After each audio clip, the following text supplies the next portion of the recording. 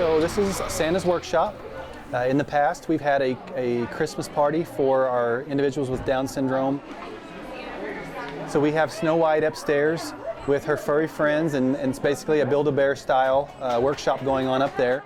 Yes. Oh, she likes this one. Good. Okay, found one. We've got the Frozen library, so the Frozen characters are here giving books away to the kids. We've got the Grinch back there with some green licorice. And then of course Santa's here. Mrs. Claus is handing out some cookies for the kids to have. And so there's a lot of moving parts, but it's all happening at the same time, and it's a way for the kids just to feel like they're visiting Santa. I think we're really looking forward to Santa, aren't we? I think Santa's the big draw, but she's really looking forward to the other activities as well. We really tried to be creative with how we did it.